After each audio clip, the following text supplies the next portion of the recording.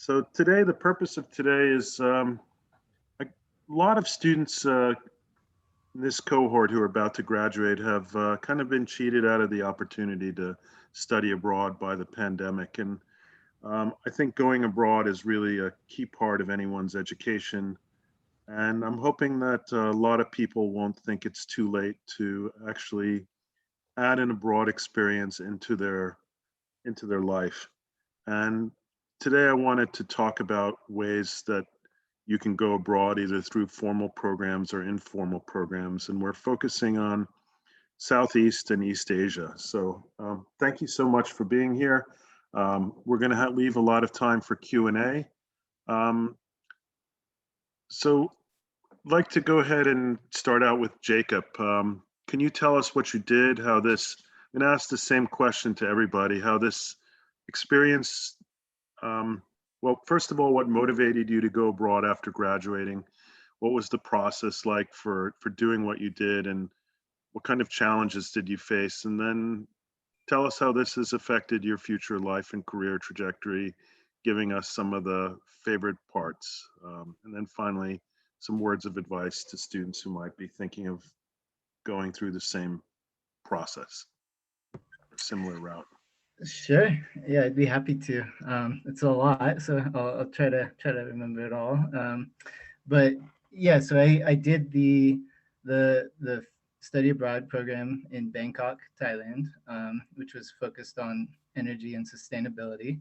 And so during undergrad, I had actually bounced around a lot, changed majors a couple of times, but um, eventually I kind of realized that environmental issues were super important to me and super valuable.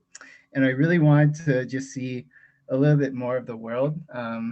I just wanted a change of pace. I wanted something that would give me access to hands-on research, a capstone project. And so the Thailand Study Abroad program offered all of those things.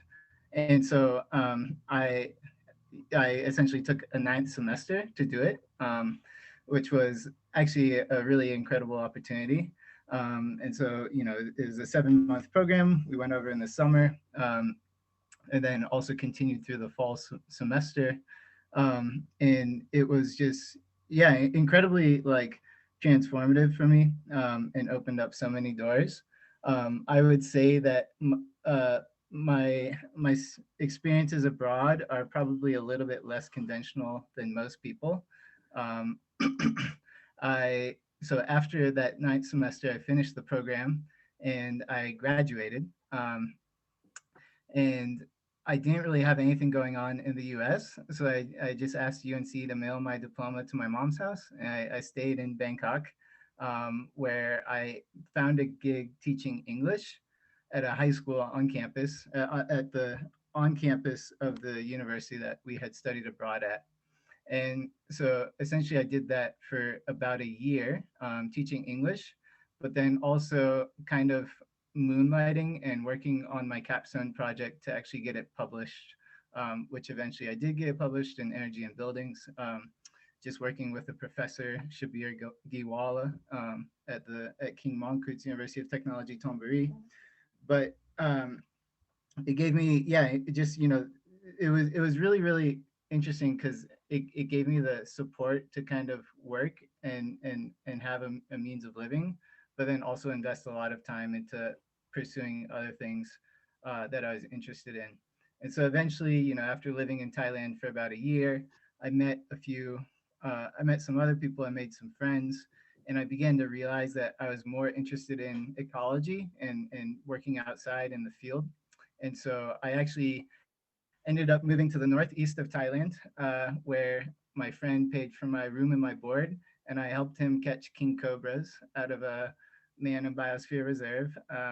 And so we worked on this snake biodiversity and ecology project. It was super awesome. I'm actually scared of snakes, so I very quickly realized that that wasn't entirely for me.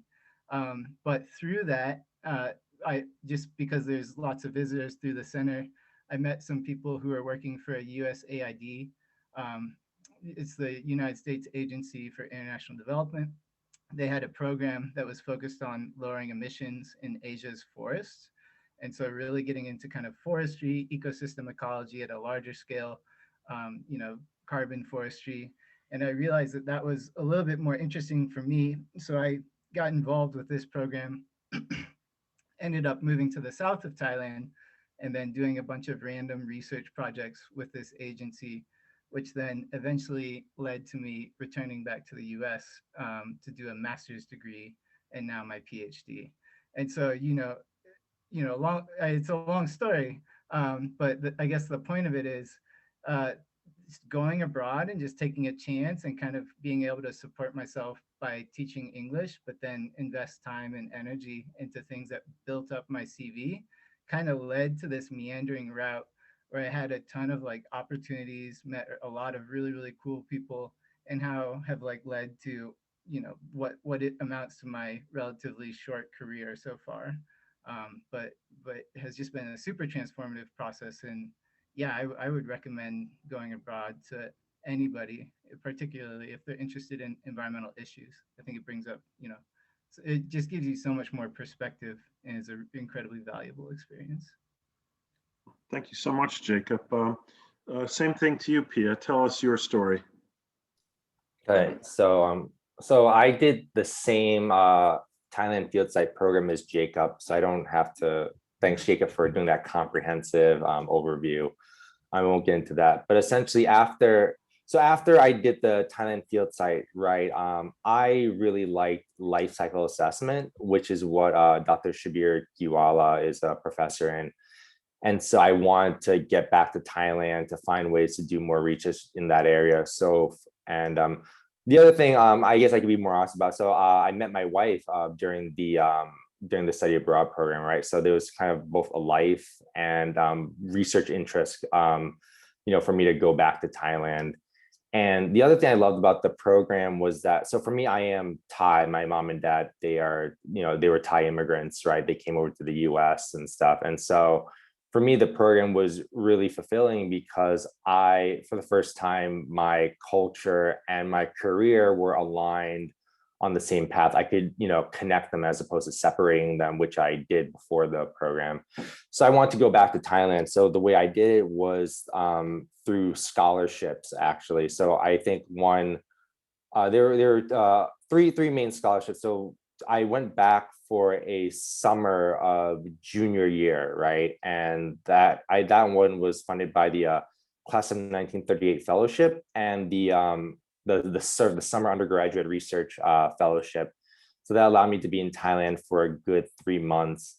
And then after that, I used that experience to apply for Fulbright in my senior year. So I got the Fulbright right at the end of the senior year, and that allowed me to go to Thailand for a full year where I did research on life cycle assessment research on electric motorcycles in Thailand. And then while I was there, the second time after the study abroad program, I just looked for jobs because I knew the scholarship was coming to an end. And I hunted around for maybe like 3 months or so. And then eventually I landed an internship at this company. It's called Nexen. They do energy and power consulting. They're based they're a US company, but they have offices in many parts of the world. And so through that, I ended up doing international development work where our main client was the Asian Development Bank. And we would do clean energy projects in different countries. So one project that I mainly did was it was a 3-year off-grid renewable energy project in Myanmar. And the purpose of the project was to provide solar PV mini grids in villages in Myanmar that would not have access to the main grid for many, many years. And so, I managed that project out of Bangkok. So we had a bunch of, consultants that, we would send to the field, but I had to do all the kind of office admin, coordination, report writing, that kind of stuff. And then I also got to do a smart grids project while I was in Thailand as well. So that was kind of fun. But then I knew that I wanted to go back into life cycle assessment, more circular economy type work. And so I applied for a PhD different PhD programs. And the one that accepted me was the one in Singapore. So, 2018, I moved over to Singapore to do a PhD in the area of life cycle assessment and industrial symbiosis. So industrial symbiosis is where you have many different companies. They collaborate with each other to exchange waste to resources for both economic and environmental reasons. And so, I did the PhD there for the past 3 years. And then now I'm coming back to Thailand, and I'm going to be going back into sustainability consulting, hopefully to do more circular economy type stuff, whereas I was doing more, mainly clean energy stuff before.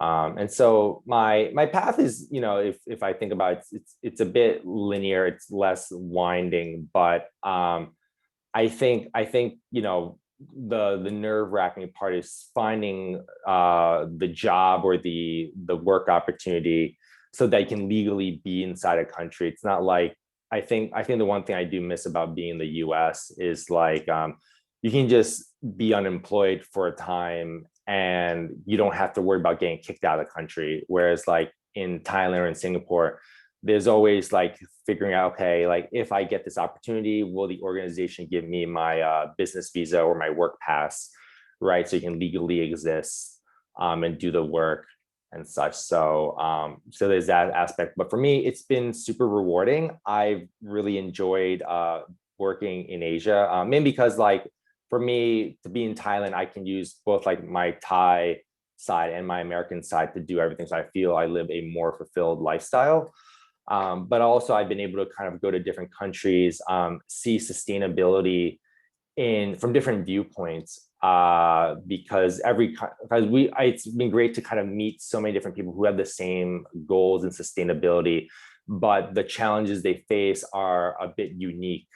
I think one thing I really enjoyed was when I was working on the Myanmar project, when we were installing the solar mini grids, we had to do interviews with the villagers, and what they told us, the team, was that they were really appreciative of these solar mini grid systems, not because of carbon mitigation, but because it provided lighting services. So when it came to, they could walk around at night and avoid getting bitten by deadly snakes. So it reduced like village level death rates, because when you're in a village in Myanmar, once you get bit by a snake, you're pretty much gone, because by the time they identify what snake it was, the antidote, right? And then they have to go to a hospital, which would be like an hour away, right? The clinic, that's an issue. So for them, sustainability, the solar mini grid systems, added value in like kind of village level activities. And I think we're seeing more of this in clean energy, right? It's not just carbon that people care about anymore. It's more of these like other environmental impacts, like air pollution reduction or community benefits. So seeing these different viewpoints in clean energy sustainability is what I've really enjoyed, and stuff more on the day-to-day basis. Thank you so much, Piya.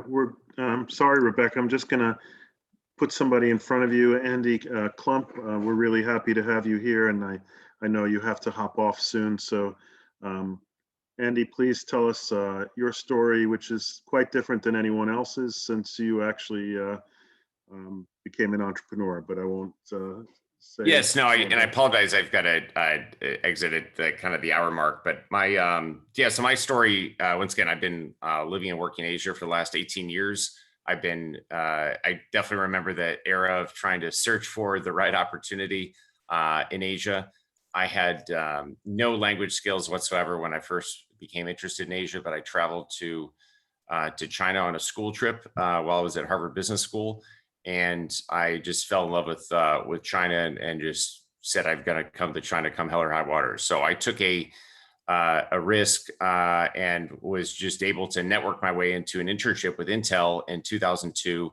I did not have any background with big company experience, had zero language skills in China. I immediately started studying Chinese on the side at Harvard undergrad, and that gave me enough of a headway to get a good foundation. I also had a good fortunate that I worked for 2 months at Intel, but then I had a month to travel around the country. So I became very focused on learning the language because I realized that was absolutely crucial at that point in time. And I took a second year of Mandarin when I was at Harvard undergrad. But my family and I have, I actually met my wife about 15 years ago in Beijing, and since carving out a role with Dell Computer in 2003, we've been, and meeting her, we've kind of just built our life in Asia. So I set up my own company in 2008. I had worked for 2 years for a Chinese solar company called Trina Solar. Actually was part of an IPO on the New York Stock Exchange with them. We grew the company about 10x in 2 years. But exactly to that point that Piya just mentioned, I completely agree. Getting visas, getting approvals is extremely challenging. We're trying to get some bright talent inside China right now. It's just impossible with COVID. So it is a very tough time in the in the industry, or just getting into China due to COVID. But just in general, it wasn't until I set up an entity in China that I was actually able to really determine how we could get a long-term visa. So I'm fortunate to be on a 5-year visa plan right now, so I don't have to face that issue. But I'll definitely say, once again, forging your own path, being an entrepreneur, and setting up a company was not for the faint of heart, but it ultimately was the right path for me to be independent. But I will comment that the key experience that I had to be successful in Asia was effectively getting the first foot in the door. And so I had to beg, borrow, and steal whatever I could to try to get my first internship. Once I had that internship, then it was a lot easier to get a full-time job. But that's and I can tell you a bunch of stories of my first experience with Dell. It was I was lucky to survive getting fired, almost getting fired, and missing my quota for the first 2 quarters. But there are a lot of different paths. But once again, you have to. I network like crazy to just get that, and I'm eventually very, very happy I ended up in clean energy. I'll also make a comment. We've also hired successfully many folks, and I think Dr. Gangi, you're familiar. We're just recently started with one of your students as an intern, but we're very excited to engage with other school communities and broaden our network, because frankly, my number one issue as a company is still finding the right talent. But getting the talent into China right now is extremely challenging. Thank you, Andy. And for those you've been listening who might have a question for Andy, you might want to send it to him in the chat, because he's going to have to hop off early. But thank you so much for telling your story, Andy. It's pretty amazing how you built such a globally successful company in another country. And also comment, just as an additional plug, as we know now, Marcus, and he was our common connection with Stratus Solar. But we set up an entity in the U.S. about 7 years ago. Once again, I founded my company 13 years ago. I still own 100%, and we have about 145 professionals in 13 countries. So we are hiring teams in many countries around the world, including the U.S., where we have a 40-person team now. But it has been definitely a labor of love. But I'll definitely say we built the company on having interns and recent grads, because I fully believe that having the right aligned culture is extremely important and the key to our success. So that's why we've been able to successfully scale and grow our business. But I will also comment, I do have 4 young daughters who are 2 of which are still getting ready for school. So I might mute myself while I'm not speaking. So please go right ahead. Well, thank you so much, Andy. Next up is Rebecca Hockfield. Rebecca has not only been to Japan and taught English there, but has served as an important person for people who want to follow in her footsteps, and that she's recruited and interviewed people for the program that she's going to talk about. Thanks, Greg. Hi, everybody. I have a little bit of a non-traditional path and came here that way too, in that I don't work in energy or the environment, but still had a very valuable more than one abroad experience. I wanted to make sure everybody knew about. I think similar to some others, was at Carolina and very busy and never got around to doing study abroad. And when it came time to leave school. Nothing was really popping for me career-wise, doing interviews and things. And a friend of mine was an education major, and she walked by a bulletin board in the ed school, and there was a program called JET, Japan Exchange and Teaching. And they emphasized you didn't have to have Asia experience and you didn't have to have education or teaching experience. So we both applied. I was in the journalism school doing public relations, and I ended up, long story short, in Japan for 2 years teaching English to junior high school kids in the countryside. And it was one of the most valuable experiences I've had in my life. And came back to the States. And well, first I should say that JET is a very well-established program. It was when I was there 20 years ago. And you're a special government employee. I was situated in a small city and was well taken care of as far as like visas and all the other hurdles that you have to overcome to work or stay in a place were taken care of for us. And we were compensated quite well. We were given school holidays. I worked with Japanese teachers of English. I was there. I was lucky in that it was the countryside, but a town. So I had other folks, Americans, Kiwis, Aussies, Brits, lots of folks to spend time with, and also the opportunity, of course, to get to know Japanese students and their families, and people my own age, which was very cool and new and different. And I did not have Japanese language experience. I had done a little, like my Apple service work while I was in school was at a school, but that was the extent of my education experience. And it was the perfect opportunity to get out and see the world, be able to work and figure out what I wanted to do next. And I found that folks were my age. There were 22-year-olds there, but there were also people who had gone out and tried other things and then came to the JET program. So I knew, some of my colleagues were older than me as well. I came back to the States, moved to Washington, D.C., because that seemed like the international place to go, and made my way eventually to work at a national teachers union, and spent a long time in the labor movement, which was completely unexpected, but looking back makes sense to me. I think my abroad experience shaped me in a way that I could come back to the States and do anything. I didn't feel like I had skipped a beat and not started my career immediately at age 22, right out of school. I didn't know if I wanted to go right back to school, but having an experience where I didn't know what I was doing, and got out to meet other people and try to learn a different language, and spent a lot of time traveling in Asia, opened my eyes to all kinds of different opportunities. And I think ultimately landed me where I am now. I continue to look for international opportunities where I could find them. I actually got to travel to the Middle East to do some work with some of our sister unions there. I was able to take a sabbatical from my job and spent 6 months living in Italy, doing things that I can directly track back to an experience abroad. I will say, as Greg mentioned, I spent probably 10 to 12 years volunteering with the Embassy of Japan while I was in Washington, D.C., reviewing applications for the JET program, getting to mine through essays and short answers, and also having the opportunity to meet applicants and interview applicants. So I'm happy to speak about that or answer questions there as well. But I think what I learned, bottom line, is that at age 22, going abroad, either looking for work with a program or having the opportunity to travel, only worked in my favor, in that it opened my eyes and my mind.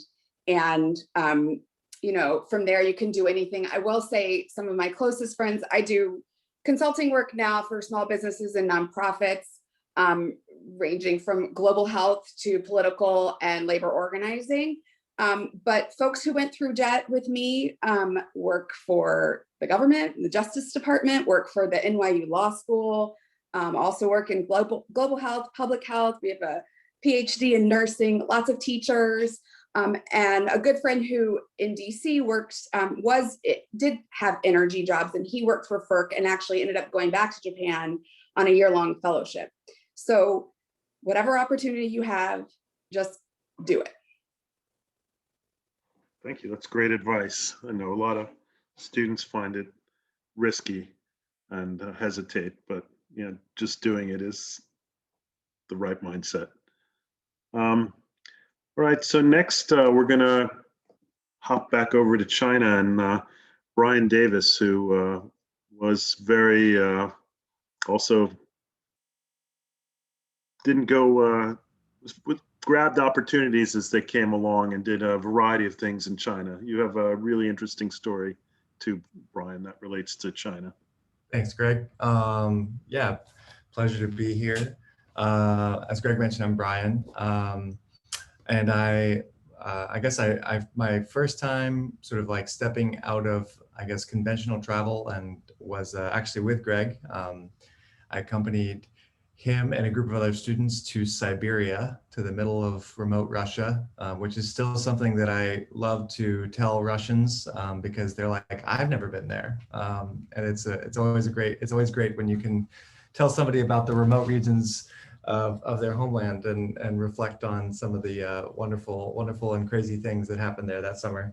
And then I went on to go study abroad in China for a semester. After graduating, I lived there. I lived there for 4 years. I was a student of the language for a long time. Like many people here, I kind of began on the English teaching path and found my way to a career as a translator and eventually as a consultant, also in the energy industry. So there's a few different common themes here I'm detecting. But then I made a big pivot. I returned to the United States. And I went to grad school in something very different, and currently have a career in the technology industry. But I think that specifically exposure to China, to Asia, to different economies, and to, I guess for me, it was just incredibly eye-opening to be exposed to the scale of something that up until going there is invisible. Like, you really don't have a sense of how important, dynamic, fast-moving, and perhaps profound the rest of the world can be until you get out there and see it. And so I think specifically, I'm not yet a parent, but when I am a parent, I think that knowing and understanding the world outside the United States and understanding how that world is changing are things that are going to be really, really important for everyone, and something I would definitely emphasize in the education of my children. So I think for me, it was just an incredibly transformative experience. And I think especially as geopolitics evolve and politics change over the 21st century, there's no future in which exposure to the world outside of your comfort zone is a bad thing. There's absolutely no way that is a detractor from your career or from your intellect or from, honestly, from a sense of adventure as well.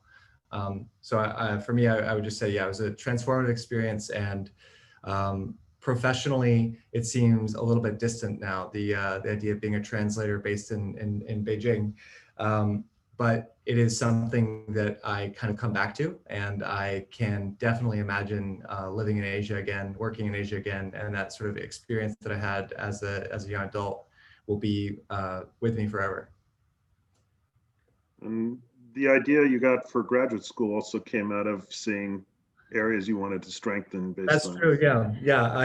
I went to graduate school in statistics, and a lot of that was born out of a recognition that, like, technology was eating the world, and that being involved as part of that wave and understanding that, and it was exposure, I think, to the Chinese renewable energy industry. It was exposure to the increasingly algorithmic driven nature of our world, which I think is in many ways best exemplified, or in some ways most terrifyingly exemplified by China. Were things that really changed the course of my intellectual development, and it was a transformative experience. Thank you very much, Bryan. Now we have our last speaker, and we'll open it up for questions.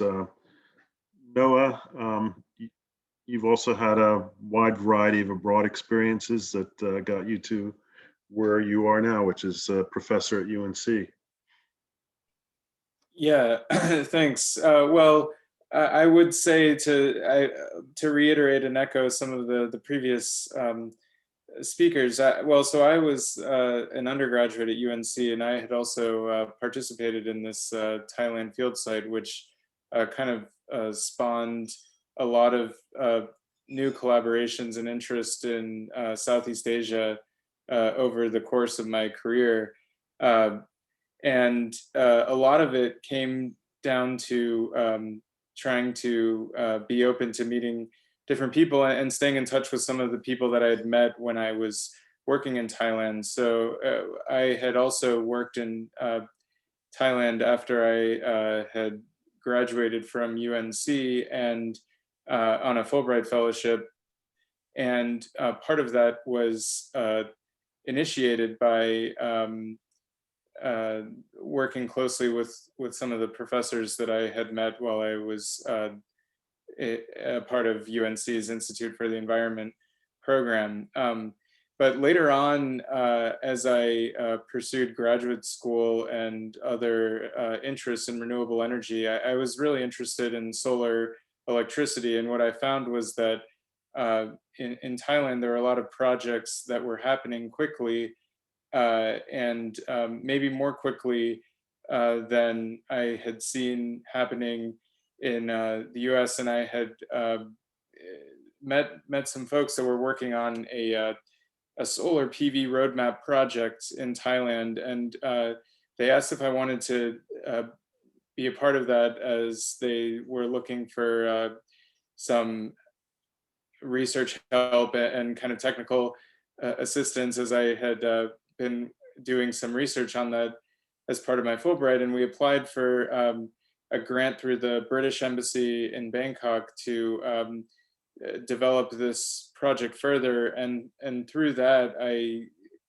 I met different researchers at other universities in Thailand and kind of formed a network of people that were working on understanding trends in adoption and deployment of solar electricity. And that really helped me later on, even as I was working on different research projects. So currently, even in my lab, I have some research collaboration with a set of people from the Stimson Center who are working.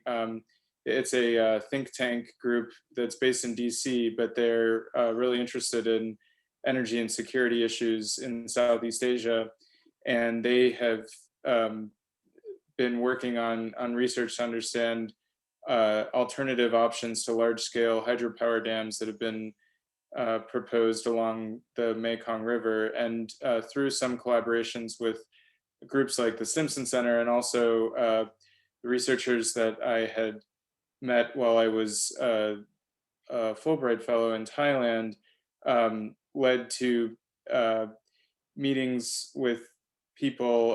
There were one of the classmates that I had studied abroad with, who was Laotian, actually became one of the deputy ministers in the Ministry of Energy and Mines in Laos. And that was really surprising and kind of a very cool opportunity later on, because we had stayed in touch a little bit, and when I went to some conferences in the region, he actually invited me back to give a presentation on some of my research to the Ministry of Energy and Mines in Vientiane in Laos. And so part of that was really just opening up the opportunity to talk to different people and staying in and being persistent to follow people you're interested in. And so that's kind of how some of those grant opportunities and different jobs came about throughout my career. So thanks. Thank you, Noah. So it's interesting you all have taken different routes. Some of you, I think one of the common denominators I've heard is just finding a way to get your foot in the door, whether it's through an internship, an English teaching program, that will open up lots of opportunities for you. And often just getting started is the most important part of it. Not sure if anybody wants to add something to those comments. Otherwise, I'll open it up for questions. Yeah, and, you know, I'd just like to just add the fact of the matter is you just have to really prove that you're really committed to the cause, because the one question I had when I was going through the interview process, or just to reach out to people, is like, how are you committed to the region? Yeah, how are you, like, you don't speak any Chinese, you don't have anything in your CV or background on this area. So I would say that's just a broader commentary in respect of any industry or any geographic shift. I mean, if you think about, once again, when you're in school, you can make a transition, whether you're in grad school or undergrad going to graduate. You can make a transition in either geography, culture, or industry. I was fortunate; I was able to do two, but I chose not to do three. So I stayed in the high tech sector because I had background in high tech, but I changed my functional area, which I'd never done sales before. I never had any background in China. So those were like those are the things that were really toughest to really convince. And so I was telling people I'd be willing to work for free. And I took an internship that paid $1,000 a month just to prove that I was committed. And that was a local salary. So, and I took a local salary job when I took my first job to Dell Computer. And I was also told I would be fired in 6 months if I didn't hit my numbers. And so when I hit 21% my first quarter, it was brutal. But, once again, you have to show that you're truly committed to whatever you're pursuing. And I would say that depends on whether it's a geographic or industry shift. But folks are really looking for that passion. But there are folks who are willing to take a bet on bright talent. But it's both an issue of both quality and quantity of your networking that will really make a difference. But I was insane. I was spending 2+ hours a day just doing this specific search for 6+ months, and it was very, very intense. But once you got the foot in the door and showed results, then a lot of other things could happen. Okay, Yeah. I have go ahead. Greg, may I just add some points there? I would absolutely second all of Andy's points. I mean, I don't want to advocate for like hustling, for lack of a better word, or of course we want to be well supported and like you should recognize your value and have that, but I do think there is something to be said for those entry-level positions, and just if it's working on evenings or weekends or whatever it is, if it's your dream, then like yeah, absolutely do something that helps create those opportunities for yourself. So for me, this was teaching English, because I knew that I wanted to stay in Thailand and pursue other opportunities, but teaching English really enabled me to do that. On the point of persistence, when I kind of had this internship with USAID that was pretty transformative, but it took me about a year to get that. I essentially just kept emailing different people in the program, asking if they had any opportunities or any way that I could, do a unpaid internship, helping with projects. And then eventually they like took me on, and it opened so many doors. And as a result of that, I have these fantastic colleagues who are now all over the world, and I'm close to finishing my PhD. And that same person who I was pestering has been trying to recruit me for a position back in Bangkok. So like, if you put in the work and put in the commitment and show that you it's really important to you and is what you want, then I think that these things really do pay off and continue to pay dividends across time. I have a question, and in some ways, I know Andy mentioned we have a student doing an internship with him. The question that was put in through the chat to me is about the pandemic and whether this has opened new routes for students to get their foot in the door by doing remote work, remote internships, or is is this something that's just ephemeral and will go away once the pandemic is over?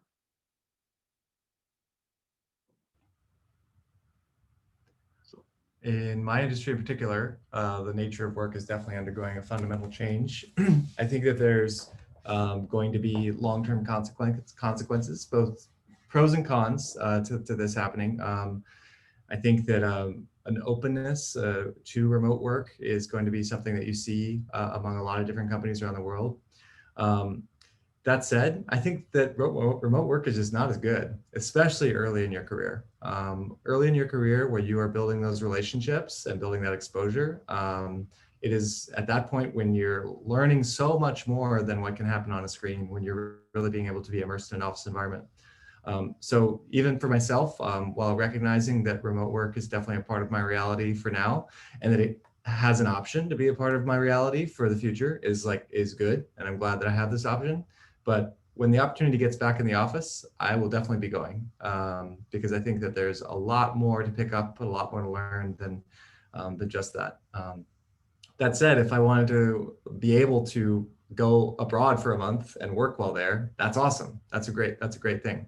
But I think especially early in one's career and going through that sort of network processing, and I would go so far as to say to keep that hustle muscle strong. I think that that's one of the most important muscles that one can train in your early 20s is learning that you got to make your own way. You got to do your own research. You got to find the weird footnotes and all the visa laws. You got to find all the possible ways that you can basically you learn how bureaucracy works. That is honestly what I would say is the biggest takeaway for me as learning. Was learning the intricacies of a functioning bureaucracy and how to make life work, even though it's trying to eat you. That is one of the takeaways with coming back to the United States and just dealing with a healthcare situation or something like that. Same thing. Like you just have to make it work. And there's a lot to be said for learning how to do that. Thank you, Bryan.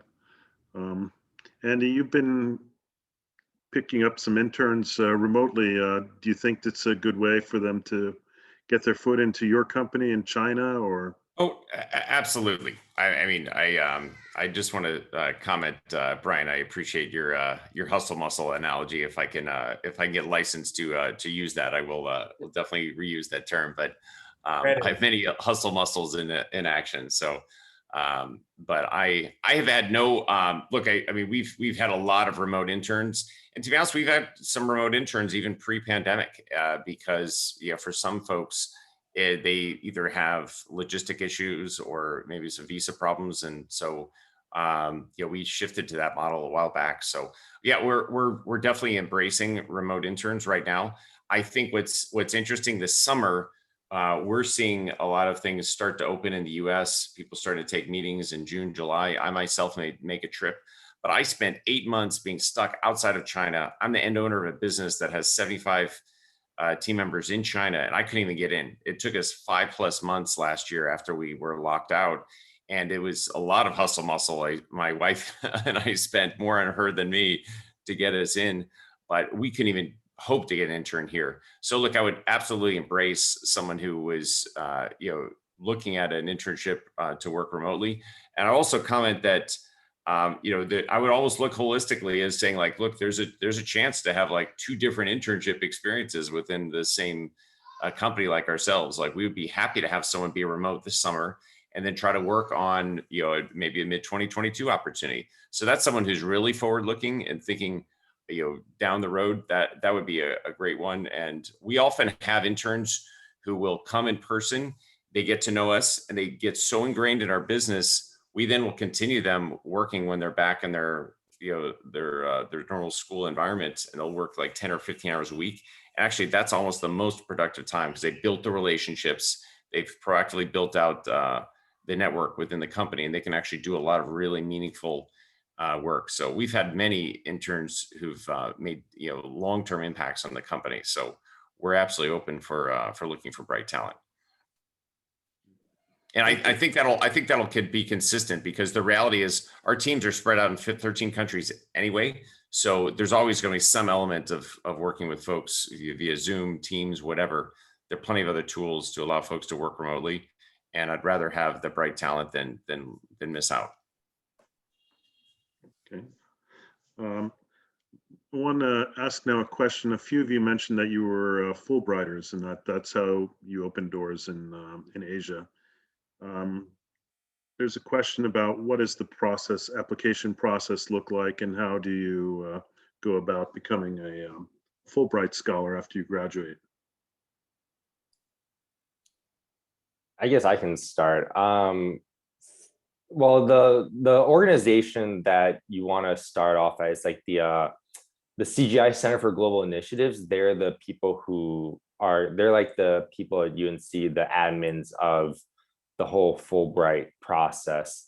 But I actually think like I didn't find them to be as useful because they're very general about, just study abroad, right? Whereas I'll just say like Noah coached me on how to apply for this Fulbright, right? And it was more useful to talk to him, because we when you're writing that Fulbright application, rather than writing some sort of generic study abroad, want to explore this and that, like there was a specific problem I wanted to tackle through my research that I'm proposing through Fulbright.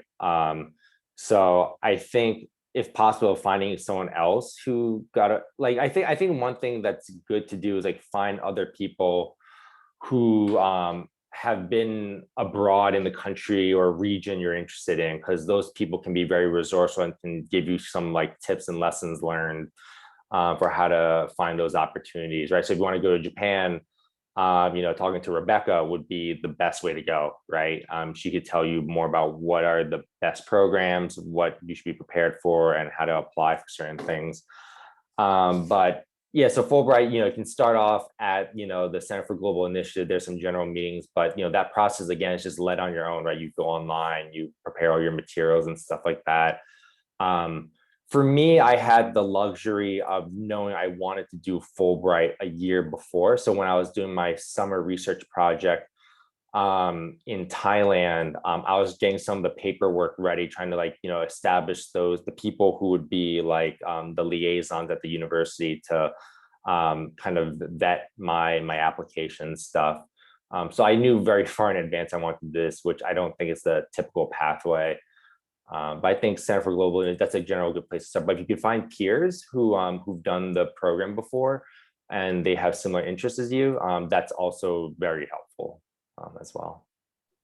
I would also add that, seeking feedback from different people. So even if you don't have some context there, if you have an idea, run it by different people, your professors, other peers that you have, and write some rough drafts, and that's a good way to get started. But then also a really key component of the Fulbright application is finding a host institution, and that can be a little bit challenging in the pandemic. But I think that reaching out to various potential host institutions is helpful, or talking to it's very research focused. So I mean, if you talk to other researchers or professors that you've had that at least for the research program, there's also a teaching program, but for the research one, you might want to see if your professors have colleagues in some of the other countries or places that you're looking at. And there's a lot of really helpful information also on the IIE website. IIE is the Institute for International Education, and that's that's like the US government program that administers the Fulbright program. Thank you, Noah. I have a question that came in the chat for Rebecca about what advice would you have for a student who wants to follow your pathway into the JET program? And then that person asked a second part to this question. Mm-hmm. Do you know of any environmental focused programs in Japan? The answer to the second question is no. I don't personally know them, but I know someone who could help you with that.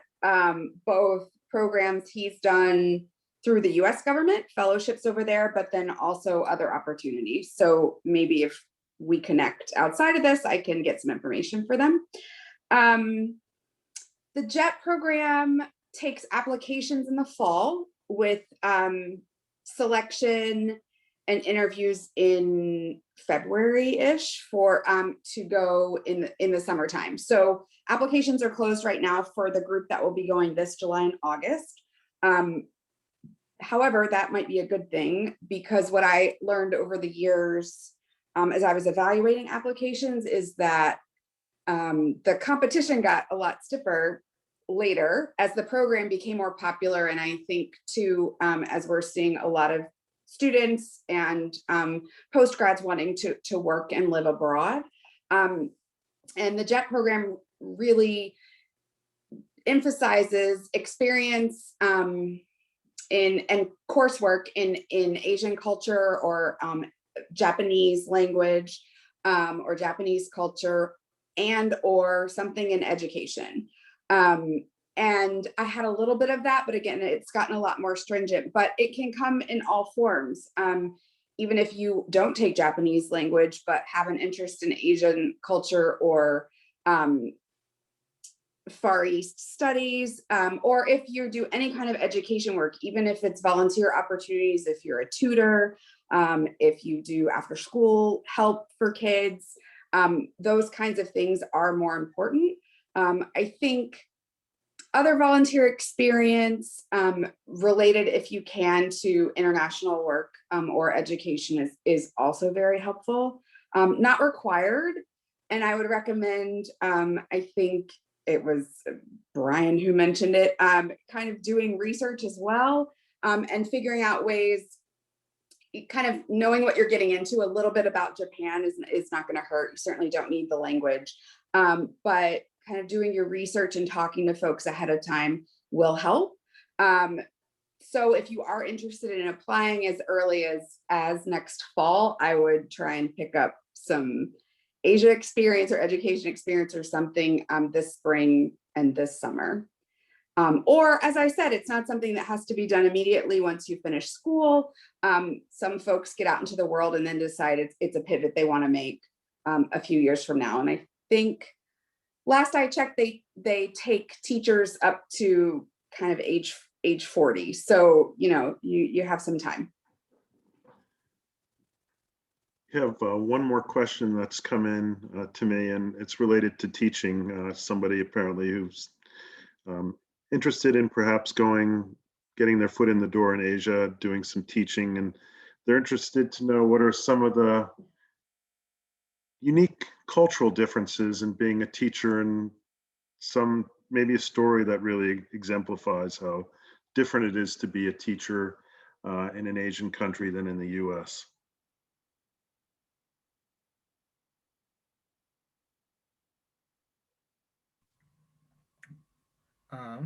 I guess I could offer a few thoughts. Yeah, it was really fun and really cool. I kind of did it again through a little bit more of an ad hoc approach. I know that there are programs that will help you get like visas placed in schools. They'll help train you on how to teach, all of these things. My situation was a little bit different just because it was a high school that was on the campus where I had studied abroad, and I actually had some friends who were teaching there, and then they helped me find a position there.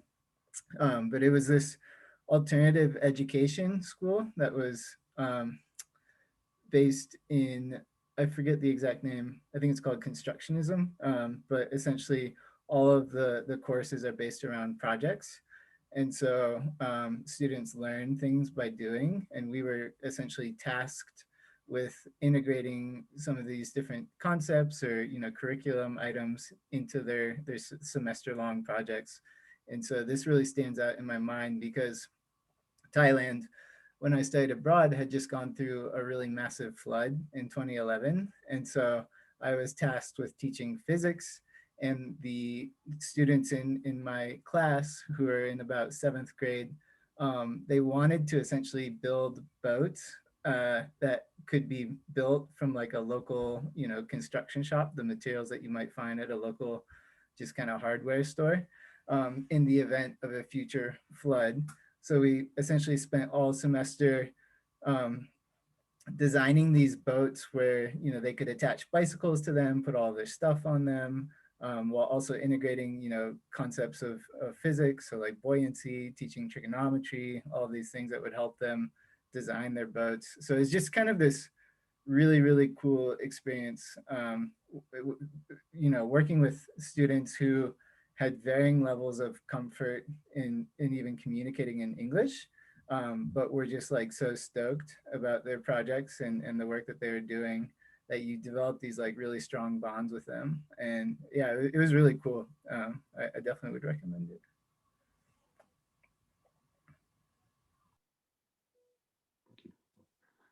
Rebecca, you want to? Yeah, I can chime in. I think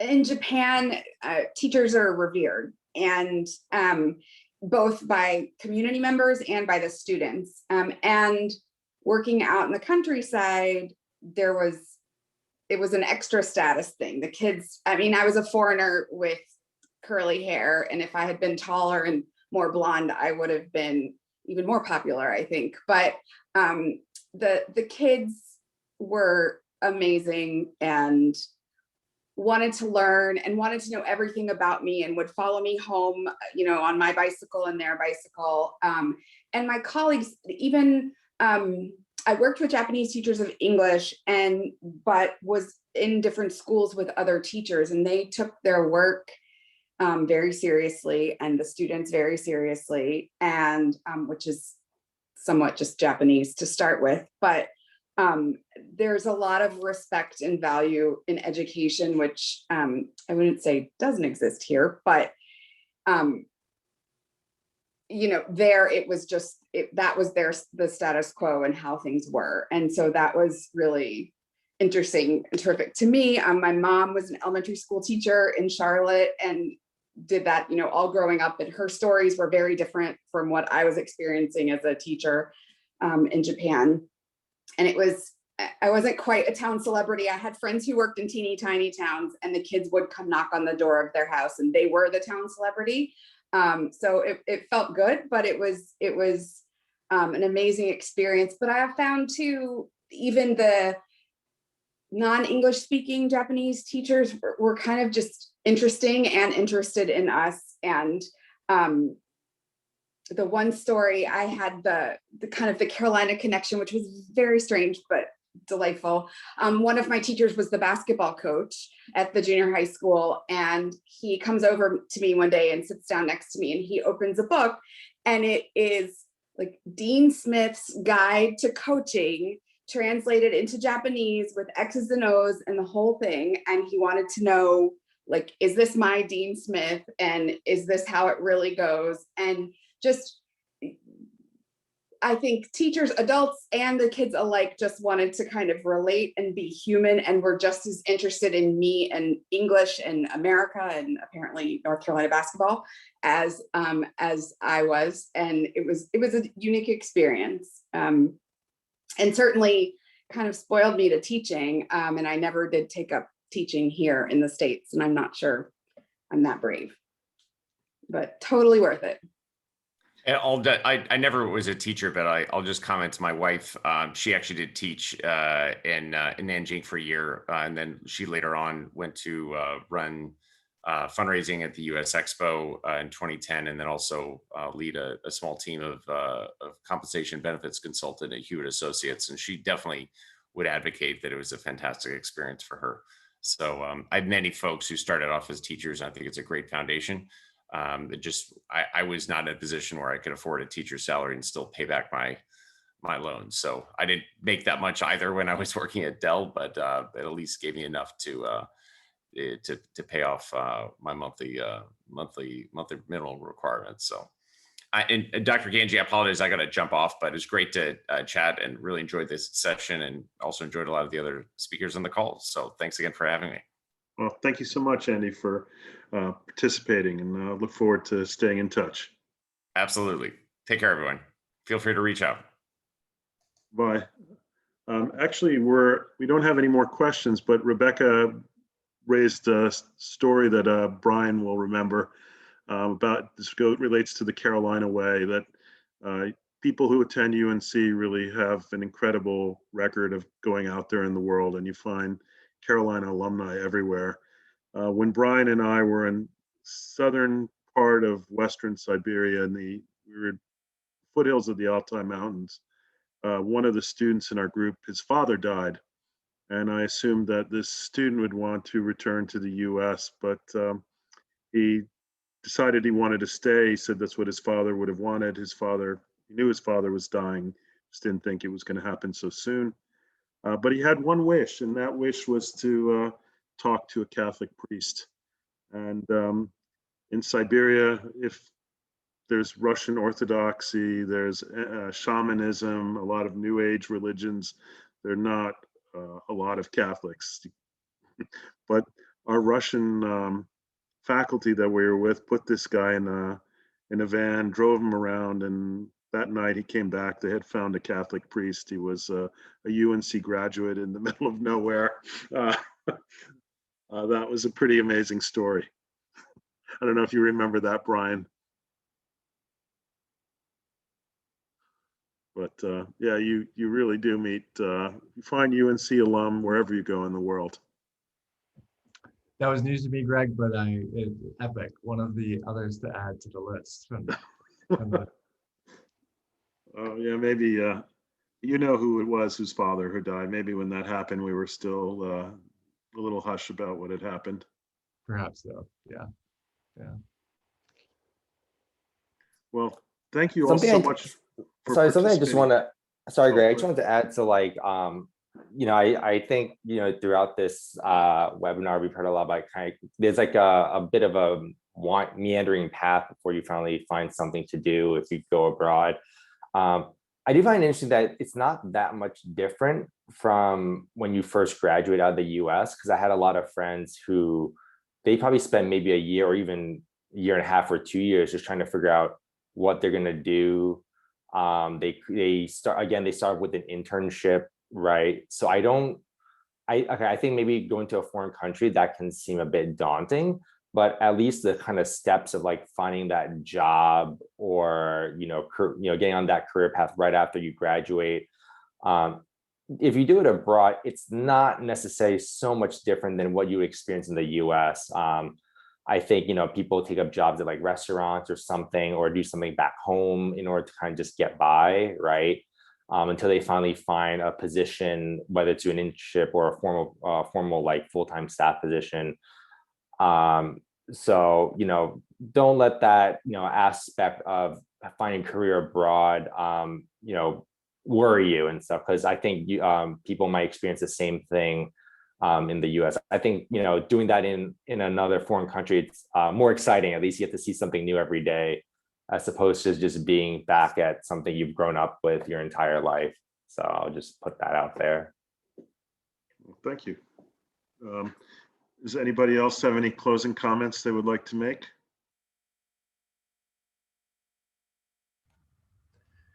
I guess I'd like to acknowledge maybe the elephant in the room. We talked about the pandemic, but there's no way the pandemic is not going to put a damper on your process. It's put a damper on all of our processes. No matter what stage of life you're in, everyone's put their life on pause and had to kind of put on the brakes over the last year. So like, listening to our narratives of like going abroad as undergrads and then having that sort of like snowball to lives abroad and things like that, like that particular pathway won't be available to you, but you can find your paths. And and I think that, be easy on yourself because you'll find your way there. And there's lots of ways to get there. Thank you for those comments. Those are very straight on. Okay. I'd like to thank you all for participating this evening. It was late, so attendance was a good bit lower than normal, but this will have a second life at the Clean Tech Corner, and I'm sure over the next few months, many students will listen to this and hopefully draw inspiration and come up with ideas for their own pathway to make it abroad while they're in their 20s. Well, thanks, and look forward to seeing all of you again. Take care. Thanks, everyone. See you, Greg. Thanks. Goodbye. Thanks. Thanks, everybody.